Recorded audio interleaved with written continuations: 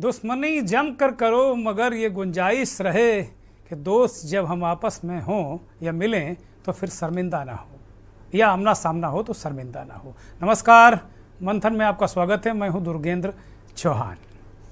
अपने खास शो में आपके साथ हूं। दरअसल मसला ये है कि मर्ज ज्यों-ज्यों बढ़ता गया, दवा उतनी ही ज़रूरी होती गई। लंबे समय से सत्ता में वापसी को बेचैन कांग्रेस को कौन सी संजीवनी की आवश्यकता है और क्या नहीं किया कांग्रेस ने सत्ता में वापसी के लिए। कांग्रेस को जीवित रखने के लिए वह कोशिश की गई जिसकी ज़रूरत थी। प्रियंका गांधी को मैदान में उतारा गया, प्रोफेशनल कांग्रेस बनाई गई, लेकिन कुछ नहीं हुआ। अब कांग्रेस अपने पुराने फार्मूले पर लौटती दिखाई दे रही है।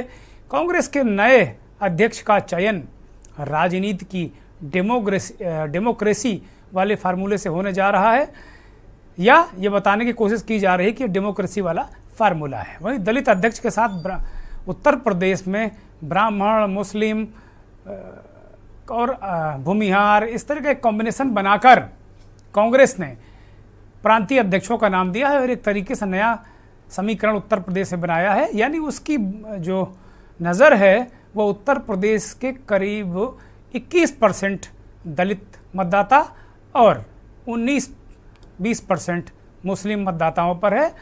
ब्राह्मणों पर भी खासी नज़र है। तो इन सब जातियों के सहारे कांग्रेस ने देश में लंबे समय तक सत्ता भोगी है और सत्ता में बनी रही है। तो कुल मिलाकर अगर यही देखा जाए तो आज हम मंथन में बात करेंगे कांग्रेस की दलित राजनीति की। कांग्रेस के अंदर इस तरह देखने को मिल रहा है जैसे विदेशों में, अमेरिका और इंग्लैंड में होता ना कि एक ही दल के अंदर दो उम्मीदवार खड़े होते हैं कि भाई एक का नाम आगे प्रधानमंत्री के लिए जाना है। उसी तरह यहाँ एक राष्ट्रीय अध्यक्ष का चुनाव हो रहा है कांग्रेस में। तो एक तरीके से दोनों में उसी तरीके से अपना चुनाव प्रचार कर रहे हैं और आक्रमण भी कर रहे हैं, शशि थरूर और खड़गे। इसी तरीके से अगर कांग्रेस की बात करेंगे और बात अन्य दलों की भी करेंगे जिन्होंने ओबीसी फार्मूले के तहत अपने उत्तर प्रदेश के अध्यक्ष बनाए हैं। लेकिन ये कांग्रेस की जो भारत जोड़ो यात्रा है वो कर्नाटक में है 3 दिनों से, उसको लेकर भी बहुत चर्चा है। उस पर भी मंथन में बात करेंगे।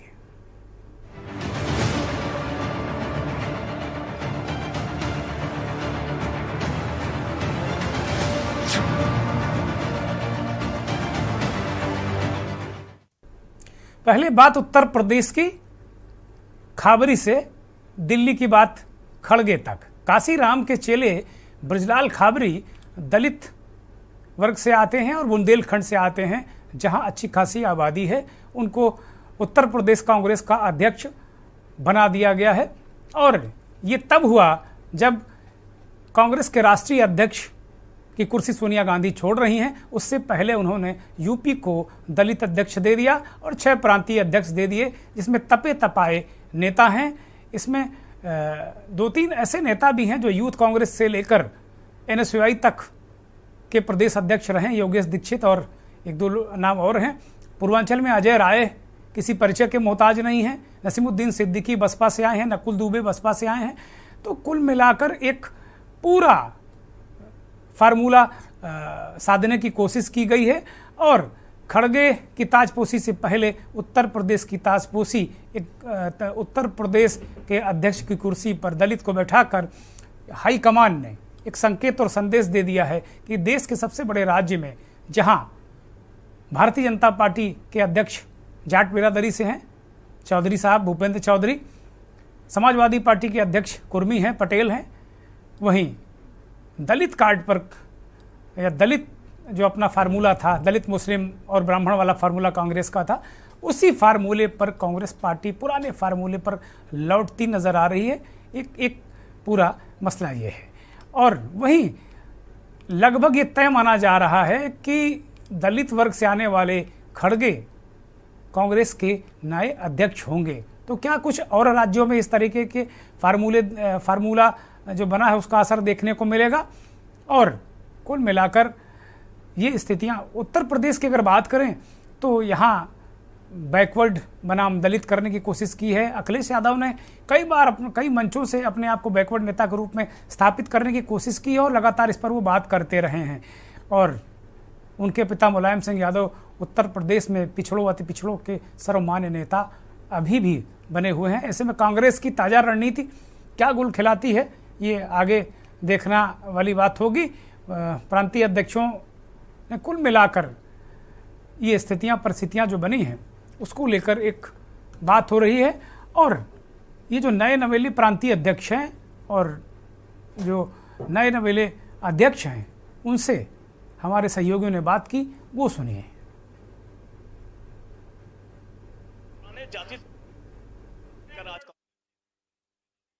पुराने जाति समीकरणों को इकट्ठा करने को लेकर आज कांग्रेस ने एक बहुत बड़ी जिम्मेदारी ब्रजलाल खाबरी जी को दी है, जो बुंदेलखंड से बिलोंग करते हैं। आज हमारे बीच हैं, आज उनसे पूछना चाहेंगे कि बहुत बड़ी जिम्मेदारी आपको कांग्रेस अध्यक्ष ने दी है। कि खुशी मिलती है तो अच्छा ही लगता है। अच्छा, एक बहुत बड़ी जिम्मेदारी मिली है, कैसे निर्भर करेंगे आप? हमारे नेता आदरणीय प्रियंका गांधी जी, राहुल गांधी जी, सोनिया गांधी जी का जो आशीर्वाद मिला है, जो स्नेह मिला है, जो जिम्मेवारी दी है, इस जिम्मेवारी को निभाने के लिए मुझे कुछ भी मेहनत करनी पड़ेगी। मेहनत करके जिम्मेवारी निभाऊंगा। पिछले कई वर्षों से लगातार कांग्रेस धरातल पर रही है। आज एक जिम्मेदारी बुंदेलखंड से एक नया चेहरा लेके आए हैं और आने वाले चुनाव में क्या लगता है आपको, किस तरीके से इसको निर्भर करेंगे? जिस विश्वास के साथ नेतृत्व ने मुझ पर भरोसा किया है, मैं उस भरोसे पर खरा उतरूंगा। जो जहां पूरे प्रदेश का भ्रमण में जो जहां कमी मिलेगी उसको मजबूती करने के लिए हम अपना काम करेंगे। 22 साल के बाद बुंदेलखंड को एक नया चेहरा मिला है और चुनाव करीब में है। क्या लगता है आपको कि आप इससे पिछले जो 22 साल देखा जाएगा तो पिछले बुंदेलखंड में चुनाव में कांग्रेस पीछे रही है, अब आपको क्या लगता है ये कैसे कर पाएंगे? जहाँ जहाँ पर हम कमज़ोर रहे हैं उन क्षेत्रों को हम अपने संगठन के माध्यम से मजबूत करेंगे और कांग्रेस को लाएंगे। आने वाले टाइम में कांग्रेस होगी देश के और प्रदेश के अंदर। ये थे ब्रजलाल खाबरी जी, ये प्रदेश अध्यक्ष बने हैं और इनका कहना ये है साफ तौर से जिस तरीके से जिम्मेदारी हमें जो कांग्रेस ने दी उसको हम पूरा जरूर करेंगे और आने वाले समय में चुनाव में ये अपनी जिम्मेदारी को निभा करेंगे। कांग्रेस कैमरा पर्सन मनीष पांडे के साथ माजिद रहमान क्यों नहीं चालू। हमारा ये प्रयास होगा कि जो कमियां हैं, जो कमियां रह गई हैं, वो नेतृत्व के निर्देश पर, नेतृत्व के जो फैसले होंगे, नेतृत्व का जो डायरेक्शन आएगा, उसके आधार पे हम ज़मीन स्तर से लेकर के ऊपर तक संगठन को मजबूत करें और जो भी कार्यक्रम केंद्र से आते हैं, प्रदेश से निर्धारित किए जाते हैं, उन कार्यक्रमों को सफल करें और सफल करवाएं। जनहित की जो समस्याएं हैं, आप देख रहे हैं कि किसान त्राही त्राही कर रहा है। अभी 1 साल लगभग किसान दिल्ली बॉर्डर पे पड़ा रहा, 700 ज़्यादा किसान मर गए। क्यों पड़ा रहा? आप जानते हैं कि 3 काले कानून किसानों के ऊपर लादे गए थे, कृषि बिल, और बाद में प्रधानमंत्री जी ने माफ़ी मांग करके और वो किसान बिल वापस ले लिए। प्रधानमंत्री जी, आपने माफ़ी मांग कर किसान बिल तो वापस ले लिए, लेकिन 700 जो किसान मर गए उनकी मौत का जिम्मेदार कौन है, ये जनता पूछ रही है। आज युवा, लड़के हो या लड़कियां हो, बेरोजगारी, पढ़े लिखे जो है या मजदूर, हर कोई रोजगार के लिए भटक रहा है। आप लॉलीपॉप दे रहे हो। पूरा हिंदुस्तान ही कांग्रेस हुआ करता था, पूरी कांग्रेस ही हिंदुस्तान हुआ करती थी। आज जब से हम लोग गुलामी की ओर कदम बढ़ाए हुए हैं, अडानी अंबानी साहब की अब हम लोग को जीहोजरी करने का समय दिखाई पड़ रहा है। ऐसे समय में इस देश को फिर से आज़ादी की राह दिखाने का अगर कहीं से एक किरण कोई दिखाई पड़ रही है, एक कोई उम्मीद दिखाई पड़े तो कांग्रेस पार्टी में दिखाई पड़ रही है। तो हम सब लोगों ने तन मन धन शरीर आत्मा सब कांग्रेस पार्टी के लिए समर्पित कर दिया है और ये संकल्प ले लिया है कि जब तक इस प्रदेश और इस देश से भारतीय जनता पार्टी को उखाड़ करके समुद्र की गहराइयों में दफन नहीं कर देंगे, तब तक हमारे कांग्रेस पार्टी का एक भी कार्यकर्ता, एक भी सदस्य, एक भी पदाधिकारी शांति से नहीं बैठेगा। बम के समर्थक न तो हम पहले थे, न हम आज हैं और न हम जीवन में कहीं। हमारा तो सर्व समाज हमारा साथ देता है और हम सर्व समाज के साथ हैं। तो कुल मिलाकर ये उत्तर प्रदेश के जो नव मनोनीत अध्यक्ष ब्रजलाल खाबरी और जो प्रांतीय अध्यक्ष नसीमुद्दीन सिद्दीकी और नकुल दुबे, ये तीनों बसपा से कांग्रेस में पिछले दिनों आए, 3-4 साल हो गए, और नकुल दुबे तो अभी ताज़ा आए हैं बिल्कुल। उनको लेकर कांग्रेस संगठन में कुछ हल्ला गुल्ला भी मच रहा है कि भाई अभी कल ही कल आए हैं और राहुल गांधी ने राजस्थान में जो मंथन चिंतन हुआ था उसमें कहा था कि भाई अगर कोई दूसरे दल से आएगा तो वो कम से कम काम करेगा, ये नहीं कि आएगा और तुरंत पद मिल जाएगा। लेकिन नकुल दुबे को प्रांतीय अध्यक्ष बना दिया गया, इसको लेकर रब भी है। अब बात राष्ट्रीय अध्यक्ष के चुनाव की कांग्रेस की करते हैं। यहां जरा जुबानी लोकतंत्र आता ज्यादा दिख रहा है। शशि थरूर ने कहा कि भाई वो खड़गे साहब से ज्यादा बेहतर तरीके से पार्टी में बदलाव ला सकते हैं और उन्होंने एक प्लान भी तैयार किया है, तो उन्हें चुना जाना चाहिए। उन्होंने मतदाताओं से, जो कांग्रेस के डेलीगेट्स हैं, उनसे अपील भी की है। खड़गे साहब को सुनिए और फिर शशि थरूर को भी। कि कार्यकर्ताओं को चुनने दीजिए, बस यही है हमारा संदेश। तो मैं कह रहा हूं पार्टी की, देखिए अगर आप संतुष्ट है पार्टी जैसी चल रही है तो प्लीज खड़गे साहब को ही वोट दीजिए। अगर आप बदलाव चाहते हैं, अगर जो कुछ मैंने कहा, और आपको पता है मैंने ये मैनिफेस्टो पत्रिका निकाली कल, अगर ये सब देख के आप चाहते हैं कि पार्टी एक अलग तरीके से चले, मैं आपके साथ हूं। लेकिन ना आइडियोलॉजिकल प्रॉब्लम है। खड़गे साहब और मैं दोनों एक साथ काम किए हैं लोकसभा में, पिछले लोकसभा में, और मुझे लग रहा है कि जो कांग्रेस पार्टी का संदेश है जनता के सामने, उसमें तो कोई बदलाव नहीं होने वाला है।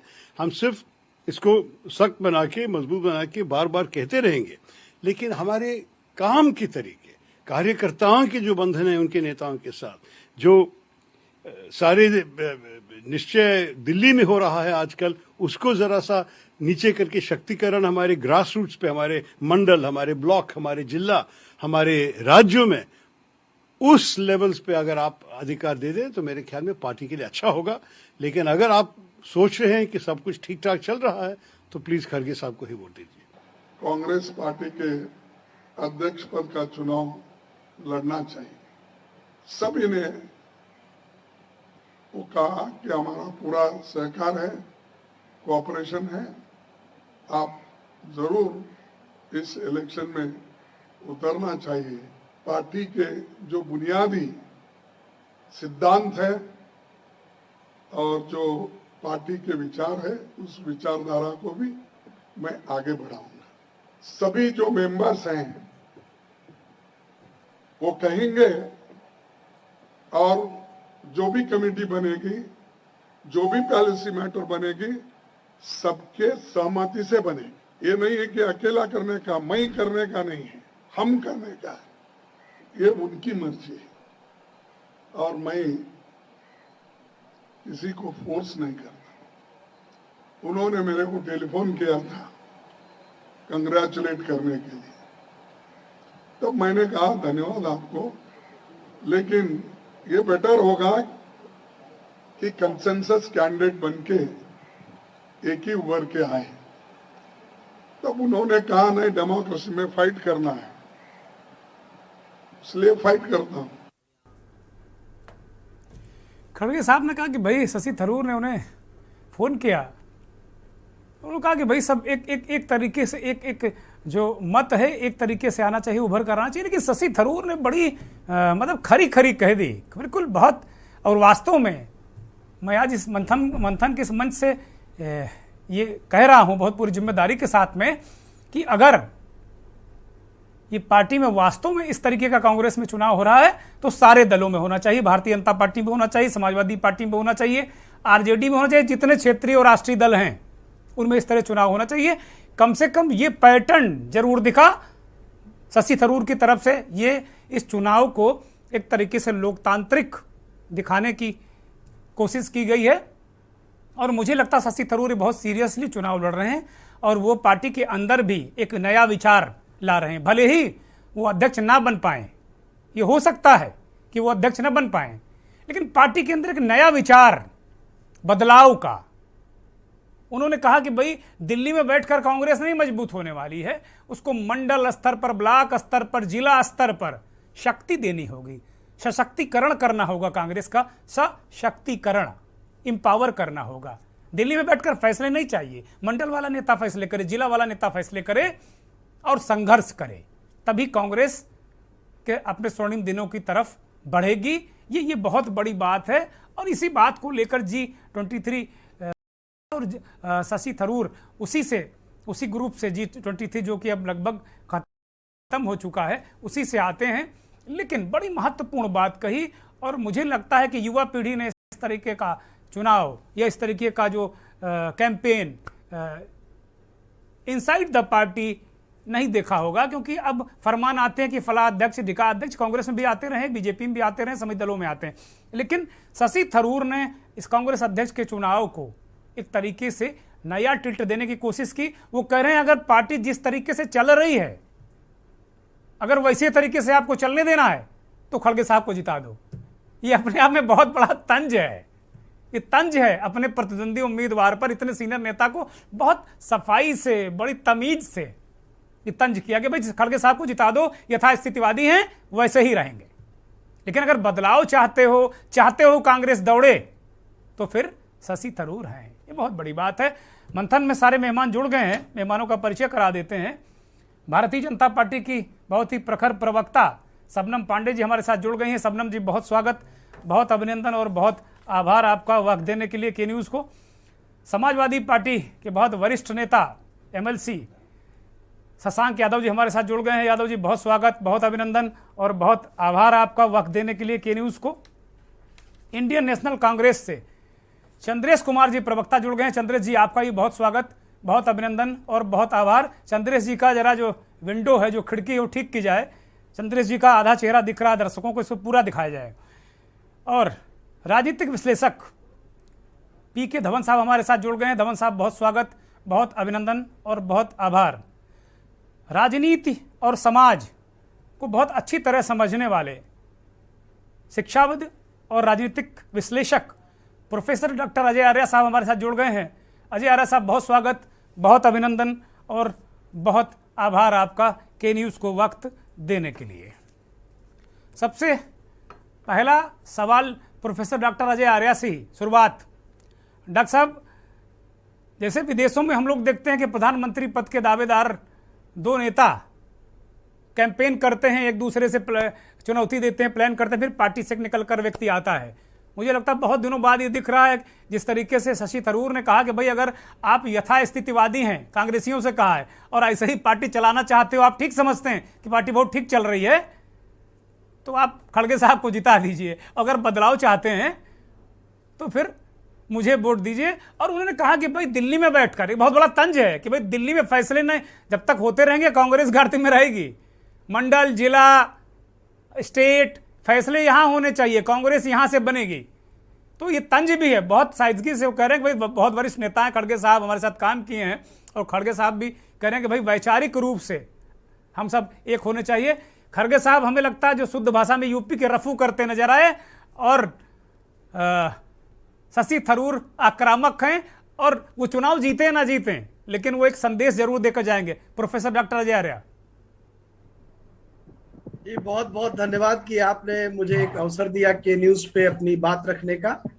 और ये वाकई में एक अच्छे लोकतंत्र की एक बुनियाद के रूप में इस तरह के स्टेटमेंट को जरूर देखा जा सकता है। और अगर कांग्रेस पार्टी की तरफ से दो प्रमुख उम्मीदवार इस समय मैदान में दिख रहे हैं तो इसके बहुत मायने होते हैं। इसका मतलब है कि दो ही प्रत्याशियों में से चयन होना है। एक के पास खड़गे साहब के पास लंबा अनुभव है राजनीति का, तो वो रफू करने में तो मास्टर होंगे ही होंगे। दूसरी बात, शशि थरूर जी विदेश में रहे, वहां भी चुनाव लड़ा उन्होंने, तो वो क्लासिकल पॉलिटिशियन तो देखिए है नहीं, वो स्टेट्समैन भी हैं। और वो उनको पूरे राजनेता के तौर पे ना लेकर के इनको स्टेट्समैन के रूप में लीजिए। विद्वान आदमी है, विद्वान आदमी खड़गे जी भी हैं, वो शुद्ध राजनीतिक हैं, ये एकेडमिशियन कम राजनीतिक हैं, तो इनके शब्दों के बहुत मायने होते हैं। और अगर राजनीति में कोई व्यक्ति शब्दों के मायने समझता है तो समझ लीजिए आधी जंग तो वैसे ही गया। तो उन्होंने एक मैसेज देने की कोशिश की है कि मैं नया हूं, मेरा तरीका अलग है।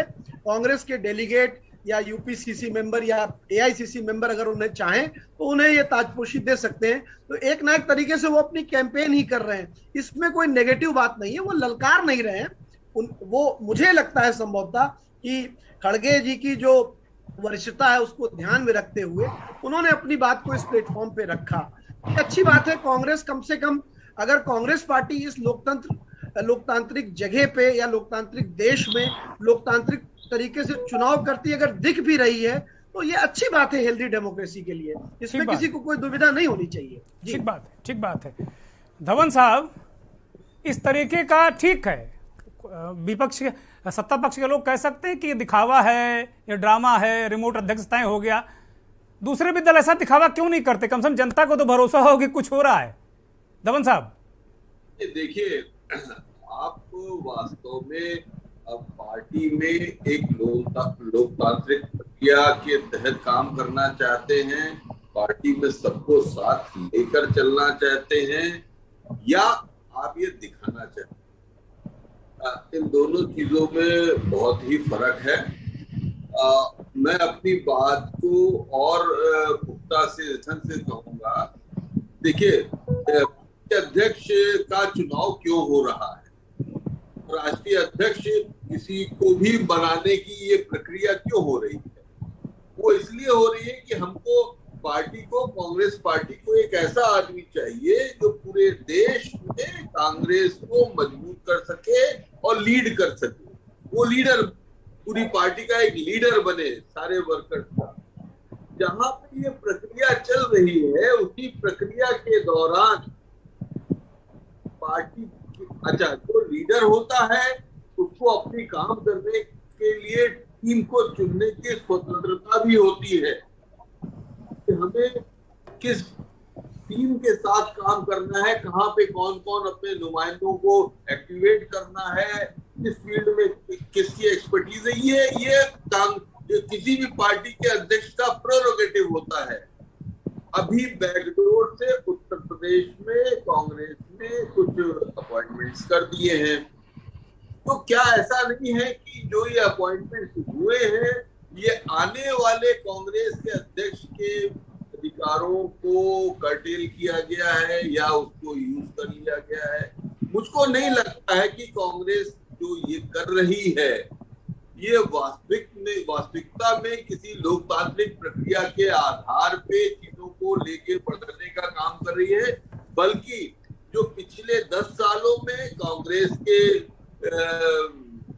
जो भी अध्यक्ष हैं उनकी लगातार विफलता के कारण जनता के द्वारा जो आवाज उठाई गई थी, उस आवाज के जवाब में एक ये ड्रामा रचा गया है। ठीक बात। और वो ड्रामा जो है किसी न किसी ढंग से 10 अक्टूबर को परिणति हो जाएगी। जब हम अध्यक्ष के चुनाव की बात करते हैं तो साहब, कभी गहलोत साहब अपनी बात अपने कैंडिडेट, धवन साहब पुरानी बात हो गई। अब आज 2 बचे हैं। अब धवन साहब और जो दिग्विजय साहब गए, अब वो हो गया।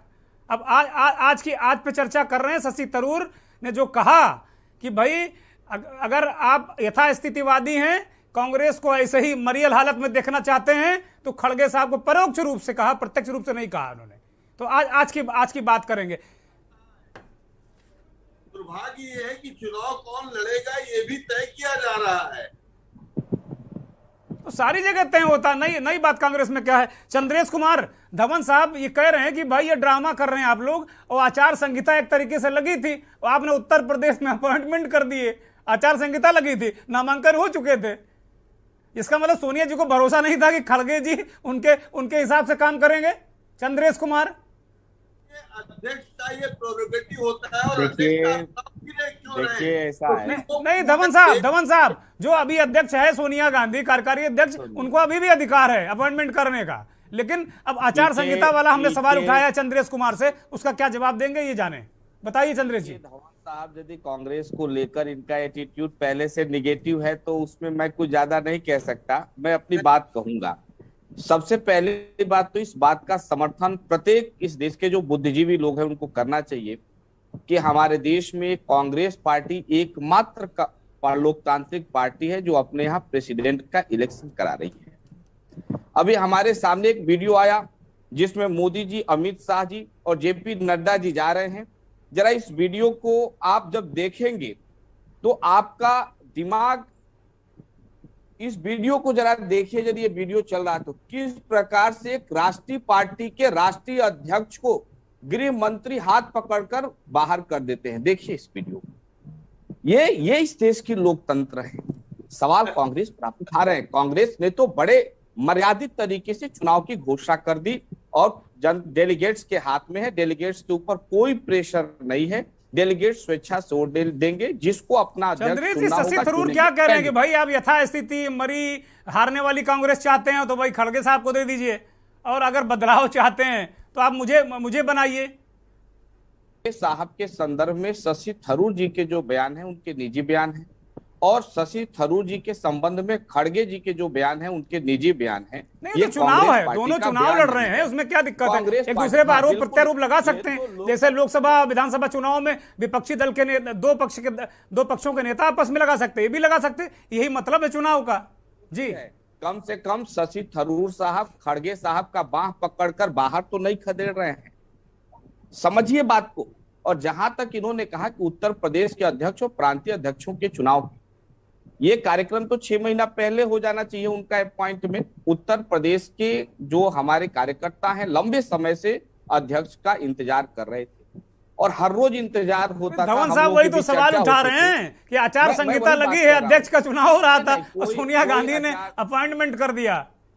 नहीं, ऐसा नहीं है। अभी भी सोनिया गांधी जी कार्यकारी अध्यक्ष हैं और अभी वर्तमान में उनको निर्णय लेने का अधिकार है। धवन साहब कह रहे हैं कि जो नया अध्यक्ष आएगा उसका प्रोवोगेटिव है, वो सोनिया गांधी को ऐसा नहीं करना चाहिए नैतिक रूप से। एक ब्रेक का इशारा हो रहा है, हम एक ब्रेक पर जा रहे हैं और ब्रेक से लौटेंगे तो फिर शशांक यादव जी से भी बात करेंगे और शबनम पांडे जो भारतीय जनता पार्टी की प्रवक्ता उनसे भी बात करेंगे। आप देख रहे हैं के न्यूज, खबरों का सारथी। मुख्यमंत्री योगी आदित्यनाथ जी के नेतृत्व में उत्तर प्रदेश विकास के नए आयाम गढ़ रहा है। उत्तर प्रदेश के लोगों ने मिलकर योगी आदित्यनाथ जी के नेतृत्व में उत्तर प्रदेश की पूरी तस्वीर बदल दी है। उत्तर प्रदेश का हर कोना नए सपनों को लेकर के, नए संकल्पों को लेकर के अब तेज गति से दौड़ने के लिए तैयार हो चुका है।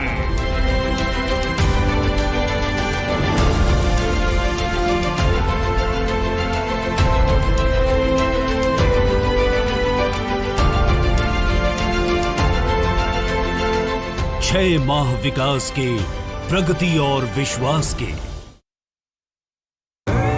देखें कौन नया खिलाड़ी आया है, समझा देते हैं, प्यार से समझाएंगे। ये तो अपनी जुबान है। जुबान एक हो तो दिल भी एक होने चाहिए। विमल बोलो जुबान केसरी। गोल्डी हिंग का तड़का लगे तो सभी दबा के खाते हैं। गोल्डी हिंग कण कण में जान। फिट रहना है तो फिटनेस हेल्थ ऑयल ले आओ। You are correct. हाँ करेक्ट होता है बाबूजी। सही बोले हैं, तो ले आइए फिटनेस हेल्थ ऑयल। देखें कौन नया खिलाड़ी आया है, समझा देते हैं, प्यार से समझाएंगे। ये तो अपनी जुबान है। जुबान एक हो तो दिल भी एक होने चाहिए। विमल बोलो जुबान केसरी।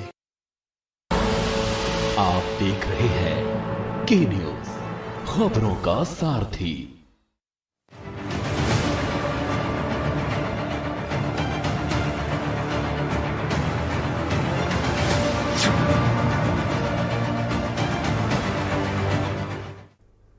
ब्रेक से वापस आ गए हैं। बात आंतरिक लोकतंत्र की, कांग्रेस की। अभी तक जो विचार निकल कर आए उसमें यही हो रहा कि भाई ये राजनीतिक विश्लेषक ने कहा कि ड्रामा है, कांग्रेस ये दिखाने की कोशिश कर रही है, लेकिन कांग्रेस ने इसको डिफेंड किया। भारतीय जनता पार्टी के नेता शबनम पांडे से के पास चलते हैं और सवाल मेरा ये है शबनम जी कि ठीक है, इस तरीके के कभी चुनाव, इस तरीके का कहीं कोई आपस में प्रत्याशिता, इस तरीके की चीज़ें, ठीक है, सर्वसम्मति बहुत अच्छी बात है, आम सहमति बहुत अच्छी बात है। जब तक पार्टियां सत्ता में रहती हैं, आम सहमति हो, सर्वसम्मति बहुत अच्छी लगती है, दिखती है। लेकिन जब सत्ता से पार्टियां उतरती हैं तो फिर ये सब चीजें जैसे कांग्रेस में देखने को मिलती है। इस पर आपका क्या नजरिया कि पार्टियों के अंदर इस तरीके का चुनावी लोकतंत्र होना चाहिए या नहीं होना चाहिए? शबनम जी। देखिए, सबसे पहली बात कि अगर आप ये कहते हैं सत्ता में रहते हैं तो सारा सामंजस्य रहता है और सत्ता में नहीं रहने पे नहीं, लेकिन मैं इसको गलत मानती हूँ। भारतीय जनता पार्टी ने एक इतिहास बनाया कि लंबे समय से सत्ता के बाहर रहने के बावजूद जो सामंजस्य बना और जिस तरीके से अध्यक्ष को चुना और अध्यक्ष ने अपनी जिम्मेदारियों को निभाया और संगठन को मजबूत कर उसका विस्तार किया और अंतर्गत सरकार में भी आए। तो सरकार में रहते और सरकार में नहीं रहते, पूरी तरीके से जो संगठन को मजबूती देना और जो अध्यक्ष का सम्मान है वो भारतीय जनता पार्टी में देखने को मिलता है। अब जिस तरीके का वीडियो दिखा के, किस परिप्रेक्ष्य में क्या वीडियो है उसको दिखा के जिस तरीके से ये प्रसन्न हो रहे हैं, तो मैं इतना ही कहूंगी कि काजी जी दुबले क्यों हुए शहर के अंदेशा से, क्योंकि इन्हें अपने पार्टी के अंदर जो थरूर जी बोल रहे हैं वो सुनाई नहीं दे रहा। उन्होंने जितनी बड़ी टिप्पणी की कांग्रेस पार्टी के अंदर रहते हुए अध्यक्ष पद का चुनाव लड़ने के पहले, तो ये बहुत बड़ी बात है। उन्होंने साफ तौर पे कहा कि डिसेंट्रलाइजेशन होना चाहिए। ये कहा कि चुनाव लड़ते हैं जब कांग्रेस पार्टी या कभी भाषण देते हैं कांग्रेस पार्टी के नेता या चैनल पे बोलते हैं, बार बार कहते हैं कि भारतीय जनता पार्टी की सरकार में लोकतंत्र खतरे में है। लेकिन अगर देखा जाए तो आज थरूर जी ने जिस तरीके की लोकतांत्रिक व्यवस्था को ध्वस्त होते हुए पार्टी में देखा है, उस पर टिप्पणी की है। डिसेंट्रलाइजेशन उसी नजरिए से उन्होंने कहा है। और दूसरी बात कि इनके एक नेता कह रहे हैं कि आज गुलामी की स्थिति में भारत है। मुझे बहुत ज्यादा शर्म आती है ऐसे नेताओं पे जो आजाद भारत पे गर्व करने के बजाय आजाद भारत को गुलाम कहते हैं, बस इसलिए क्योंकि सत्ता से बेदखल कर दिए गए हैं। तो इसे भी इन्हें समझना होगा। और जो ये पूरी नौटंकी चल रही है कि गहलोत जी आते हैं फिर उन्हें चुनाव नहीं लड़ने दिया जाता है, थरूर जी वर्सेस खड़गे जी होता है और सारी चीजें हो रही हैं। और इसी के पीछे पीछे तुरंत उत्तर प्रदेश में जो लंबे समय से अध्यक्ष पद के खाली पड़ा था उसे भरने की कवायद होती है।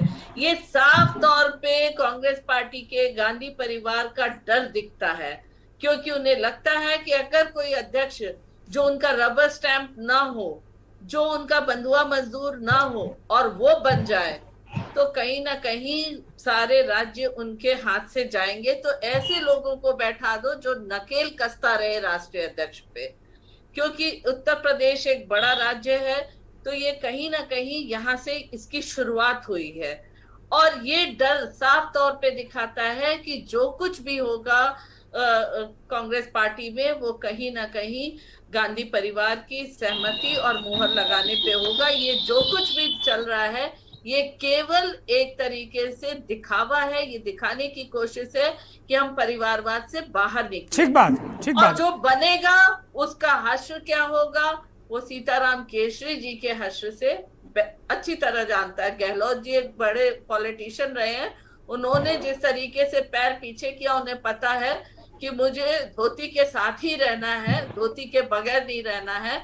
खड़गे जी ने हिम्मत की है और शायद खड़गे जी की भी हिम्मत करने पे पूरा विश्वास पात्र उनके गांधी परिवार के होते हुए भी उन्हें चिंता है कि हम राज्यों में अपने अध्यक्ष बैठा दें।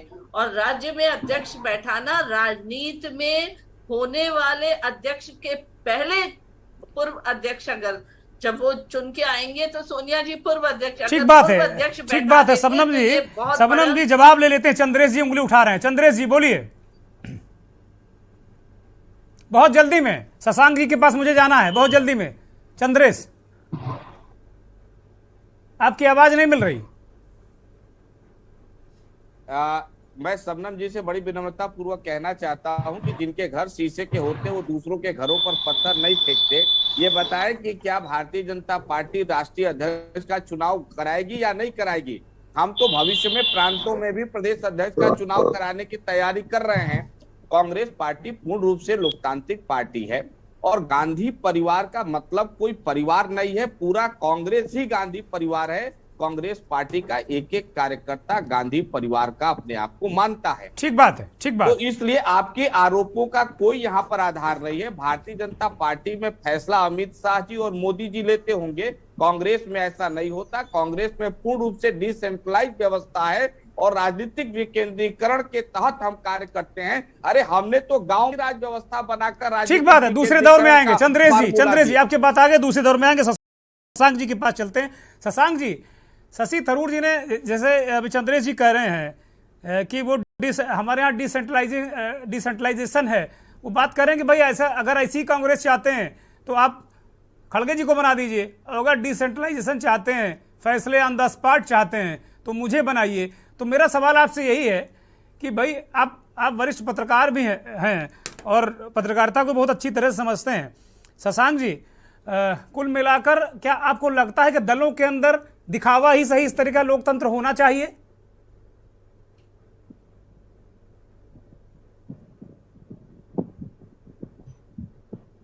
आपकी आवाज नहीं आ रही। आवाज आ रही है मेरी आवाज आ रही है? हाँ, दर्शक सुन रहे हैं, बोलिए। मैं कह रहा था आपके सवाल का जवाब 1 मिनट बाद दे दूंगा। एक थोड़ा उससे पहले मैं कहना चाह रहा था, बोलिए, कि पत्रकार मित्रों से ही मेरी बात हो रही थी आज से करीब 2-2.5 महीना पहले जी। तब कहीं तक ये चुनाव की कोई बात नहीं हो रही थी। और हुआ क्या था, उससे पूर्व मैंने देश के कई प्रांतों का भ्रमण किया था जी, और वहां पर मैंने कहा था, वो स्क्रिप्ट आपको सुना रहा हूं, मुझे माफ कर देंगे मेरे साथी दर्शक, क्योंकि काफी कुछ वैसा हो रहा है। और मैंने वहां पाया था कि दलित वर्ग में एक बहुत बड़ा आक्रोश था भारतीय जनता पार्टी के प्रति, केंद्र सरकार के प्रति, चाहे वो तेलंगाना हो, महाराष्ट्र हो, चाहे वो कर्नाटक इवन जो हो, चाहे साउथ इंडिया में जहां जहां गया, और उत्तर भारत से तो हम लोग परिचित हैं। तो मैंने कहा था कि मुझे तो कुछ ऐसा लग रहा है कि कांग्रेस जो है आरएसएस पैटर्न पे जा रही है। तो लोग हंसने लगे, बोले क्या मतलब है आपका आरएसएस पैटर्न का? मैंने कहा कि जैसे आरएसएस की तरफ से डिसाइड होता है और वैसे पार्टी फंक्शनरीज बनते हैं, वैसे इस बार आरएसएस पैटर्न कांग्रेस करेगी। और कांग्रेस लग रहा है राहुल गांधी की पर्सनैलिटी को सेव करने के लिए अध्यक्ष लाएगी, चुनाव भी कराएगी, लेकिन तय वहीं हो जाएगा। और मेरी बात सही तब निकलेगी क्योंकि जिस चीज को आप बार बार तंज कह रहे हैं, वो कह रहा हूं वो हकीकत है। शशि थरूर साहब ने जो बात कही कि अगर आप स्टेटस को चाहते हो तो आप खड़गे साहब को लो। स्टेटस को का मतलब है गांधी परिवार की सुप्रीमेसी। और तो अगर मेरा आकलन सही है तो ये अंतर 10 और 90 का होना चाहिए चुनाव में, जो मुझे लगता है कि 10% के वोटों में सिमटना चाहिए शशि थरूर साहब को, 90% वोट जाना चाहिए खड़गे साहब को। और इसके साथ इसका एक कारण यह है कि कांग्रेस को जिस तरीके से समर्थन मिल रहा है और वो ये देख रही है कि जनता क्लियर कट एक ध्रुवीकरण हो रहा है, एंटी बीजेपी एक माहौल है पूरे देश में, तो वो बड़ी पार्टी होने के नाते जो भी कोई गठबंधन बनेगा तो उसमें वो एक दलित हेड को सामने रखकर क्लेम उसका ज्यादा बेटर बन जाएगा। तो मुझे लग रहा है कि ये सारी चीजें उसी दृष्टि में जा रही हैं, लेकिन जो भी हो रहा है कुछ ना होने से वो बेहतर है। जो दिखाई पड़ रहा है उसमें कोई ऐसी चीज नहीं लग रही है कि इसको मैं एकदम ड्रामा कह दूं। मैं कहूंगा स्ट्रेटजी के हिसाब से कांग्रेस इस बार स्मार्ट साबित हुई है बीजेपी से।3 बात है। उत्तर प्रदेश में लगभग 21% दलितों की आबादी है, 17 लोकसभा सीटें यहाँ रिजर्व हैं और करीब 250 सीटों पर दलितों की आबादी ठीक ठाक है। और देश में पंजाब ऐसा राज्य है जहाँ 31.94% दलितों की आबादी सर्वाधिक है। तो कुल मिलाकर एक तो शशांक जी ने बड़ी महत्वपूर्ण बात कही कि भाई उन्होंने एक तरीके से पहले ही आकलन कर लिया था कि भाई इस तरीके का कुछ करने जा रही। अगर कोई गठबंधन बनता है तो कांग्रेस का क्लेम ज़्यादा रहेगा और प्रदेश में कमज़ोर हो रही है और देश में भी जो दलित मतदाता है वो एक तरीके से कन्फ्यूजन की स्थिति में नज़र आ रहा है, लगभग ऐसा देखा जा रहा है। तो यही स्थितियाँ परिस्थितियाँ हैं। और एक बार शशांक जी ने यह भी कह दिया साफ तौर पर कि भाई अब शशि थरूर सिमट जाएंगे क्योंकि खड़गे साहब को ही लगभग बनना तय हो गया है और गांधी परिवार। लेकिन स्मार्टनेस की बात की है, राहुल गांधी की यात्रा में भी लगातार भीड़ बढ़ रही है और भीड़ से चिंता बहुत सारे राजनीतिक दलों में हो रही है धीरे धीरे। शशांक जी कुछ कह रहे हैं, बोलिए। मैं ये कह रहा हूं कि स्मार्टनेस मैं इसलिए मान रहा हूं कि बीजेपी ने अभी एक और कमाल किया कि नड्डा साहब को एक्सटेंशन भी दे दिया है लोकसभा चुनाव तक। और ये जो एक्सटेंशन है कॉन्स्टिट्यूशन वाइज उसका कोई जो इनके यहाँ जो परिस्थितियां हैं वो शबनम जी ज्यादा बेहतर बताएंगी कि एक्सटेंशन किसी आपात स्थिति के लिए है या कोई ऐसी परिस्थिति पड़ जाए कि चुनाव कराना संभव ना हो तब वो है।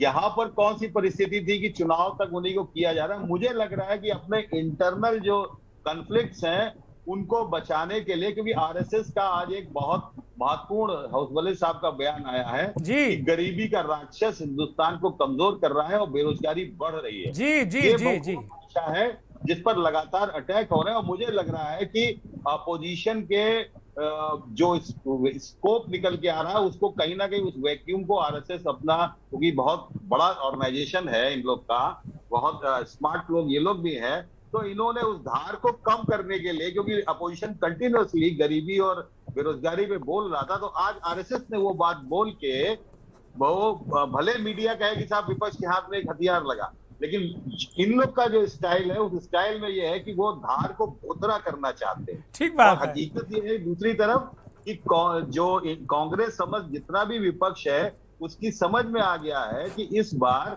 सिंबल्स का वोट नहीं है सर दुर्गेश जी, इस बार जनता तय करेगी ये रहे, क्योंकि बीजेपी का भी एक अपना निश्चित, इसमें कोई दो राय नहीं है कि एक 25-30% का एक वोट बैंक उनका बना हुआ, लेकिन 70% ये नाराजगी लगातार बढ़ रही है जो किसी भी कीमत पर बीजेपी को वोट नहीं करना चाहता है। वोटों का डिवीजन ही कांग्रेस पहले पाती रही 32-33% पे एक 50-60 साल किया, इनका भी 8-9 साल खिंच गया है वोटों के डिवीजन में। लेकिन अब लग रहा है कि जब आरएसएस भी बोलने पे मजबूर हो गई है गरीबी और बेरोजगारी के मुद्दे पर, तो मुझे लग रहा है कि दोनों तरफ से स्मार्टनेस जारी है और मतदाता भी मैच्योर हो रहा है और दलित समाज में एक छोटा सा सवाल, एक छोटा सवाल दलितों पर आएंगे। एक छोटा सवाल है कि समाजवादी पार्टी कहां खड़ा पाती है? Samajwadi party clear cut BJP को हम स्पष्ट रूप से मानते हैं। डबल इंजन की जो सरकार है वो सरकार लोकतांत्रिक मूल्यों में विश्वास नहीं रखती है, एंटी डेमोक्रेटिक पार्टी है। वो पार्टी एक जो है डाइवर्सिफिकेशन में यकीन नहीं करती है, विविधता में एकता में यकीन नहीं करती है, लिहाजा उसे सत्ता में रहने का अधिकार नहीं है, उसे जाना चाहिए। ठीक बात शशांक जी। एक छोटा सा प्रश्न है सीधा सा शबनम जी से, बड़ा महत्वपूर्ण प्रश्न उठाया शबनम जी, बस उतने का जवाब चाहता हूं, फिर दूसरे जब राउंड में भी आऊंगा आपके पास तो डिटेल से बात करूंगा। शशांक जी कह रहे हैं कि राष्ट्रीय अध्यक्ष का जब इस तरीके से कार्यकाल बढ़ाया जाता है तो कोई आपात स्थिति होती है, तो आपके यहाँ क्या आपात स्थिति आ गई या कोई संविधान में ऐसी व्यवस्था है आपके यहाँ?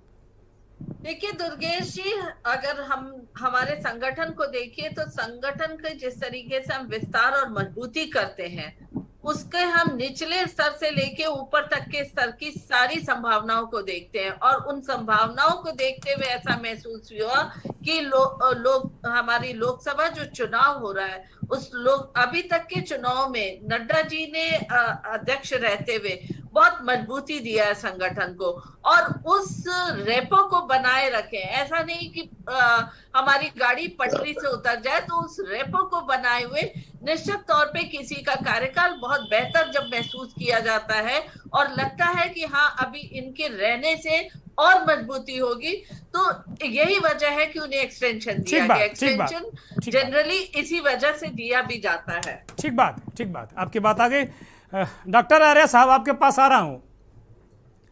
बड़ी महत्वपूर्ण बातें शशांक जी ने ऐड की और ये मंथन बिल्कुल अपने लक्ष्य की ओर बढ़ रहा है धीरे धीरे और बहुत, ये मुझे लगता है कि फाइनल राउंड ही है मंथन का। तो आपसे ये सवाल, एक तो दलितों को लेकर आपसे प्रश्न है कि कांग्रेस ने उत्तर प्रदेश में खाबरी, ब्राह्मण 2, नकुल दुबे, योगेश दीक्षित, 1 यादव, नसीमुद्दीन सिद्दीकी, 3 बसपा के नेता, पूर्वांचल में अजय राय किसी नाम के मोहताज नहीं है, ठीक है चुनाव हाल में नहीं जीत रहे हैं बहुत दिनों से वो, लेकिन ऐसा कॉकटेल बना है जैसे लग रहा कि पुरानी कांग्रेस लौट आई, सारा प्रयोग करके अब इस पर आ गए। एक प्रश्न ये है, तो क्या खाबरी से खड़गे तक कांग्रेस पूरे भारत में दलितों की तरफ जा रही है?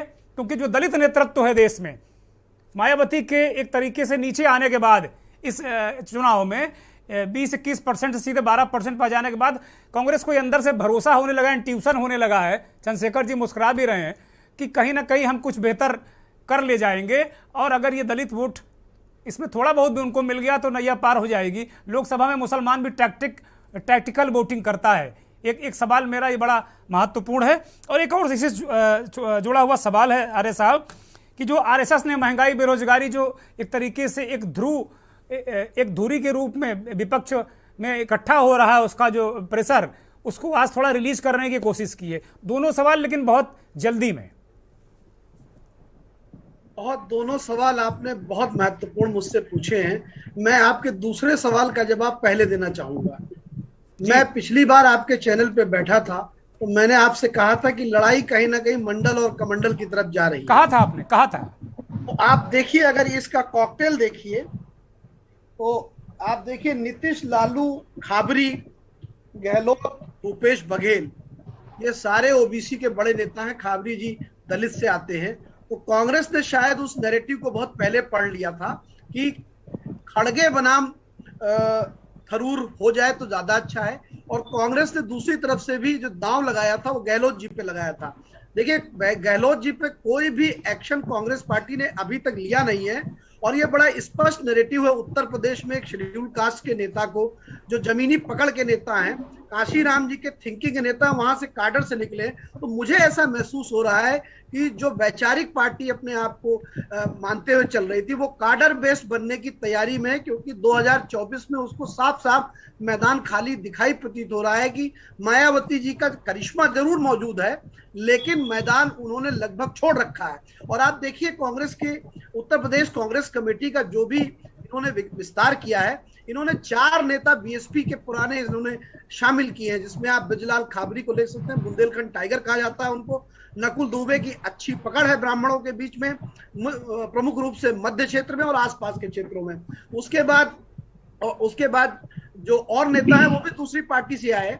तो सवाल ये उठता है कि देखिए बड़ा नाम है, 4 साल से है पार्टी में, बड़ा नाम है। वो भी नजर रख करके कांग्रेस पार्टी ने दलित, मुस्लिम, ब्राह्मण और ओबीसी का एक कॉकटेल तैयार किया, वो देश में भी तैयार कर रही है।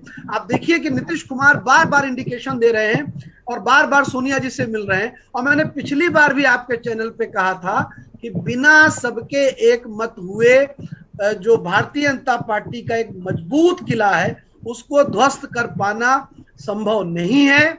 फिलहाल कांग्रेस पार्टी सड़क पे जलती दिख रही है, लड़ती दिख रही है। मेरा मानना है कि कम से कम उसने वो मीडिया स्पेस ग्रहण कर लिया है, धारित कर लिया है, जिसके लिए कांग्रेस पार्टी तरस रही थी। ठीक बात है। मैं इसमें मानता हूं कि जिसका भी दिमाग इसमें लगा है, उसने राहुल जी को अलग से प्रोजेक्ट किया, चुनाव अलग से प्रोजेक्ट किया, और साथ में उत्तर प्रदेश का एक मजबूत चेहरा अध्यक्ष का ये तय करके ये दिखा दिया। अच्छा, अरे साहब इतनी जल्दबाजी क्यों होती है? धवन साहब उंगली उठा रहे थे अभी पहले राउंड में, कह रहे थे भाई ये तो नए अध्यक्ष का प्रोरोगेटिव है। अचानक सोनिया गांधी को क्यों लगने लगा कि खड़गे भी उनकी अब बात नहीं मानेगा? धवन साहब इस तरह कुछ इसको प्रेजेंट कर रहे हैं। मुझे लगता है यहाँ एक ट्विस्ट है। शायद मुझे लगता है कि आला कमान ने यह संदेश देने की कोशिश की है कि उत्तर प्रदेश की राजनीति अगर दलित सेंट्रिक होने जा रही है तो शायद देश की राजनीति भी उसी दिशा में चलनी चाहिए, जैसा मेरा एक संशय है। बाकी क्या है उन लोग के मन में, अच्छा चुनाव ये लड़ रहे हैं और कटाक्ष और ये सब चल रहा है, तो ये अच्छा है लोकतंत्र के लिए, ये हेल्दी एटमॉस्फेयर है। ठीक बात है। धवन साहब, आर्या साहब को आपने सुना, बाकी शशांक यादव जी को सुना। वो शशांक जी कह रहे हैं कि भाई आज दत्तात्रेय जी को कहना पड़ा, तो एक तरीके से वो कह रहे हैं कि ऐसा नहीं कि कोई विपक्ष के हाथ मुद्दा दे दिया उन्होंने विपक्ष की धार को बोथरा करने की कोशिश की कि सारा जो दर्द है वो आरएसएस ने अपने सीने में जज्ब कर लिया, ताकि मोदी और उनकी सरकार हो, योगी और उनकी सरकार हो, देश भर की बीजेपी सरकारों को वो दंश ना चुभे, दर्द जो है वो विष पी लिया दत्तात्रेय जी ने। एक मसला ये है। और दलितों को लेकर जो कांग्रेस का प्रोजेक्शन है या कांग्रेस जो चीजों को करने जा रही है, आप मानते हैं क्या कांग्रेस स्पेस बना पाएगी जल्दी में? देखिए, ये कांग्रेस स्पेस बना पाएगी या नहीं बना पाएगी ये तो समय बताएगा। बट ये जिस ढंग से पिछले 8 साल में विपक्ष पूरी तरीके से धराशायी हुआ है, तो देश के लोकतंत्र के लिए विपक्ष का कमजोर होना सही नहीं है। तो और मेरी ये सोच थी बहुत पहले से कि कांग्रेस को एक सशक्त विपक्ष के रूप में ग्रास रूट लेवल पे वर्किंग करके उठ के आना चाहिए था। आज जैसे आपके आर्या जी ने बताया, मैं उनकी बात से अपनी असहमति नहीं करता हूँ, लेकिन मैं ये प्रेयर जरूर करता हूं कि शायद कांग्रेस के थिंक टैंक्स जैसा आर्या जी सोच रहे हैं उसी के आधार पे काम करें और ग्राउंड लेवल पे अपने ऑर्गेनाइजेशन को मजबूत करें और उस ग्राउंड लेवल के ऑर्गेनाइजेशन के साथ साथ वो धरातल के जो विषय हैं उन विषयों को जनता के बीच में लेके जाएं और जनता से रूबरू हो और जनता की समस्याओं को समझ के सत्ताधारी पार्टी के ऊपर वो प्रहार करें। भारत जोड़ो यात्रा 3 दिन से कर्नाटक में धवन साहब, और राहुल गांधी जो अभी तक मौन जैसा थे, बोल नहीं रहे थे, लोगों से मिल रहे थे, अब वो उन्होंने बोलना शुरू कर दिया है। बरसात में बोलना शुरू कर दिया है, रास्ते में बोलना शुरू कर दिया है, और काफी उनका वीडियो भी वायरल हो रहा है। इसका मतलब इनका आईटी सेल भी थोड़ा मजबूत हुआ ऐसा लग रहा है हमें। और कर्नाटक में जो चुनाव है, अब राहुल गांधी सीधे आक्रमण कर रहे हैं, डीके शिवकुमार और सिद्धरमैया से नगाड़ा बजवा रहे हैं कि देखो ये बिल्कुल शंखनाद हो चुका है, नगाड़ा बज चुका है। जी देखिए ऐसा है ना कि जो भी आप देखिए राहुल गांधी के जो ये यात्रा का जो आइटनरी डिसाइडेड है, उस आइटनरी में कहीं ना कहीं उनके थिंक टैंक्स की ये कमी लगती है कि वो जिस ढंग से उन्होंने इतने ज्यादा दिन केरला में, साउथ में इतना ज्यादा फोकस कर रहे हैं, ये किस मंशा से है, क्या इनके दिमाग में है। देखिए कवायद है वो 2000 के लोकसभा इलेक्शन को लेकर। ठीक बात, ये सवाल ले लेते हैं चंद्रेश कुमार से, सवाल ले लेते हैं। चंद्रेश जी, धवन साहब कह रहे हैं कि भाई कौन सी मंशा है जो साउथ ही में रहोगे, क्या उत्तर भारत में नहीं आओगे? शशांक जी आ रहा हूं आपके पास, शशांक जी आ रहा हूं बहुत जी। 14 का चुनाव जब भारतीय जनता पार्टी लड़ी थी, उस समय इन्होंने कांग्रेस मुक्त भारत का नारा दिया था, और देखते देखते पिछले 8 साल में महंगाई युक्त, बेरोजगारी युक्त, भ्रष्टाचार युक्त, गरीबी युक्त भारत बना दिया। अब भारत के लोगों ने ये जान लिया है कि भारत कांग्रेस युक्त होगा तो महंगाई मुक्त होगा। चंद्रेश भाई थोड़ा सीधा सवाल का जवाब दे दो आप, सीधा कि ऐसा क्या उत्तर भारत से कौन सी नफरत है कांग्रेस पार्टी को? हम सीधा कड़ा सवाल पूछ रहे हैं। और साउथ में क्या ऐसा कौन सा लड्डू रखा हुआ है? ये हालांकि धवन साहब भी समझ रहे हैं लड्डू क्या है, हम सब समझ रहे हैं क्या लड्डू है वहां। पश्चिम को भारत को जोड़ने की यात्रा है, और इस यात्रा को सिर्फ एक राजनीतिक यात्रा आप मत देखिए, यह राष्ट्र निर्माण की प्रक्रिया का अभिन्न हिस्सा है। ठीक बात। सबनम जी उंगली उठा रही हैं। सबनम जी बोलिए, आप लोग यात्रा पर भी उंगली उठाते रहते हो, यहाँ भी उठा रहे हैं उंगली, बोलिए। देखिए, जिस तरीके से कांग्रेस पार्टी ने अपनी यात्रा का महिमा मंडन किया है, मुझे लगता है कि महिमा मंडन करने की जरूरत नहीं है। आपको याद होगा भट्टा परसौल की भी यात्रा ये किए थे। भट्टा परसौल का जब कांड हुआ था उससे पहले भी यात्रा करे थे, पर जो भीड़ इकट्ठी होती है, चाहे वो चुनावों के दौरान हो या किसी भी मीटिंग के दौरान हो, भीड़ से आप आकलन नहीं कर सकते कि आप चुनाव जीत रहे हो या आप मजबूत हो रहे हो। चुनाव मजबूती से जीतने के लिए मैं संगठन में लंबे समय तक रही हूँ, जिलों की प्रभारी भी रही हूँ। चुनाव जीतने के लिए आपका संगठन निचले स्तर पर मजबूत होना चाहिए। अगर अध्यक्ष ऐसा होता है जो फ्री माइंड से, फ्री हैंड से डिसीजन नहीं ले सकता, दबाव में काम करता है, तो निश्चित तौर पे संगठन का निचला स्तर कमजोर होता है। अच्छा सनम जी, एक बात बताइए, बीच में मैं टोकूंगा, क्या भारतीय जनता पार्टी आरएसएस से अलग होकर कोई निर्णय लेती है क्या?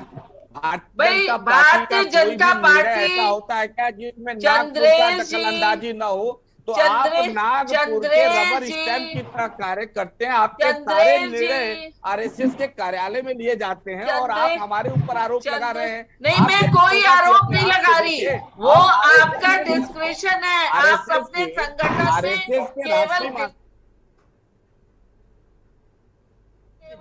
केवल महंगाई बढ़ रहा है, क्या मोदी सरकार उस पर ध्यान देंगी?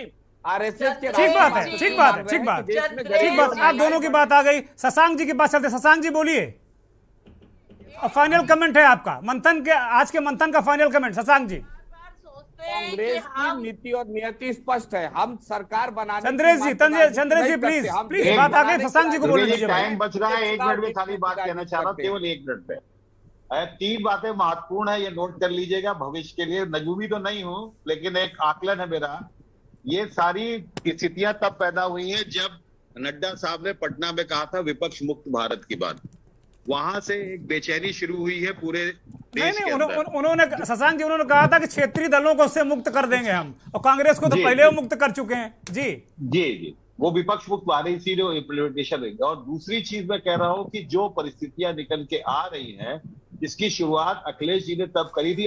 73 एक्स एमएलए एमपीज बीएसपी के पार्टी के अंदर और संगठन के अंदर उनके जो कोऑर्डिनेटर्स आए थे इस चीज को, और लोहिया और अम्बेडकर की विरासत की बात हमने करी थी कि ये इशू आ रहा है, ये आज से 1 साल पहले से 1.5 साल पहले से हम लोग इस चीज को कह रहे हैं। और आखिरी बात मैं कहना चाह रहा हूं वो ये कि जो आने वाली चुनाव की जो लोकसभा की स्ट्रेटजी है कि जो जहां पर जैसे भी है, जो लोहिया जी कहते थे उसको इंटायर विपक्ष मानने के लिए मजबूर होगा अगर बीजेपी से निजात पानी जो आर्या साहब चाह रहे हैं कि जो जहां पर जैसे है उस हैसियत में ये सारी कवायद अपने अपने शब्द जी सही कह रही है कि ग्रास रूट लेवल पे जो मजबूत होगा, तो आज की तारीख में मजबूतियां ग्रास रूट लेवल की ही चल रही है। चुनाव जो है शोर से हटके माइक्रो मैनेजमेंट के ऊपर आ चुका है, और इस माइक्रो मैनेजमेंट पे अब कोई भी पार्टी पीछे नहीं रहना चाहती है। सोशल मीडिया का एक रोल है, एक रोल पैसे का भी है, एक रोल ताकत का भी है।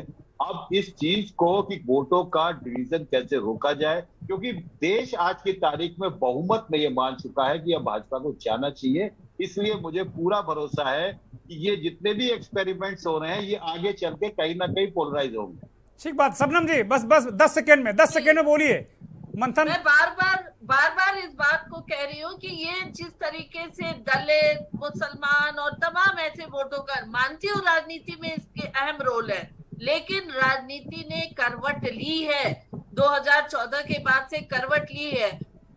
भले जातियां धरातल पर हैं, धर्म धरातल पर हैं, लेकिन योजनाएं धरातल पर अगर नहीं है तो वो सरकार फेंक दी गई है, उखाड़ दी गई है। ठीक बात है। ठीक यही बात विपक्ष के साथ रहा है, उन्होंने योजनाएं धरातल पर नहीं उतारा, केवल दलित, मुस्लिम, अल्पसंख्यक देश को जाति धर्म में बांटा। ठीक बात शबनम जी, ठीक बात। कंप्लीट आर्या साहब बस चलते 10 सेकंड में आपसे जवाब। शबनम जी कह रहे हैं 2014 के बाद से राजनीति ने करवट ली है, तो क्या गारंटी कि वो 24 में करवट नहीं लेगी? शबनम जी की बात से मैं पूरी तरीके से सहमत नहीं हूं। पिछले चुनाव में हमने देखा है कि जिस तरह से भारतीय जनता पार्टी की तरफ से ओबीसी चेहरों की एक बाढ़ आ गई थी, उनको डर था, संशय था कि कहीं अखिलेश यादव बाजी ना मार ले जाएं, और उन्होंने एक पूरा कुनबा उतार दिया। तो देखिए राजनीति में दिखता कुछ है, होता कुछ है, और सभी विकास के पीछे ही छिपते हैं डेवलपमेंट के नाम पर। अभी आपने एक और महत्वपूर्ण बात बताई कि आरएसएस जिक्र कर रहा है बेरोजगारी और गरीबी पे। वो निश्चित तौर पे नहीं चाहता है कि जैसे कांग्रेस दलित और इत्यादि को साथ के बढ़ना चाह रही है कि कहीं उधर ना चला जाए, तो मंडल कमंडल से बचना चाहती है वो, इसलिए इस तरह की बातें आगे करके इसके गोल पोस्ट शिफ्ट करने की तैयारी कर रही है। तीसरी बात जो इन्होंने, शबनम जी ने बहुत अच्छी बात कही कि संगठन जब तक जमीन के आदमी लेवल तक आप नहीं जाएंगे कोई चुनाव आप जीत नहीं सकते, ये बात बिल्कुल सत्य है। लेकिन आप देखिए ब्रजलाल खाबरी जी का जो अपॉइंटमेंट है वो मैन टू मैन मार्किंग तोड़ने वाले व्यक्ति हैं, वो काशीराम जी के मिशन के व्यक्ति हैं।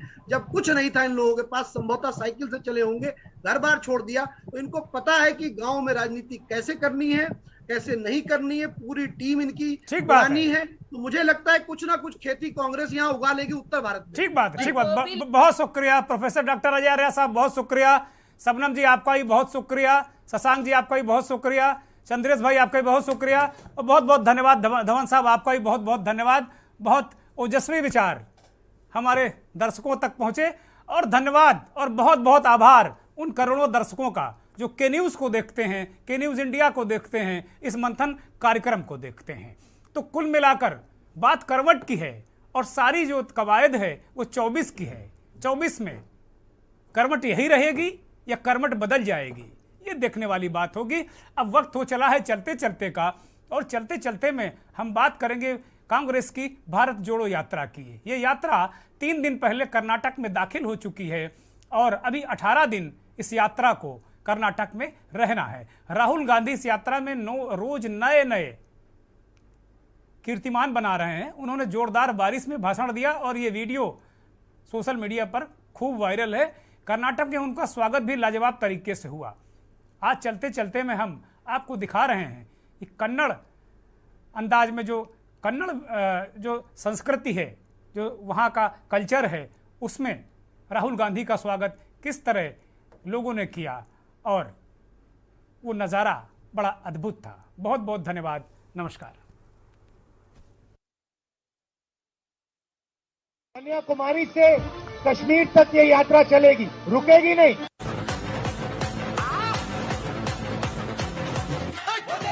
बारिश आ रही है, बारिश ने इस यात्रा को नहीं रोका। गर्मी, तूफान, ठंड इस यात्रा को नहीं रोकने वाली, क्योंकि यही हिंदुस्तान का इतिहास है, यही हिंदुस्तान का डीएनए है।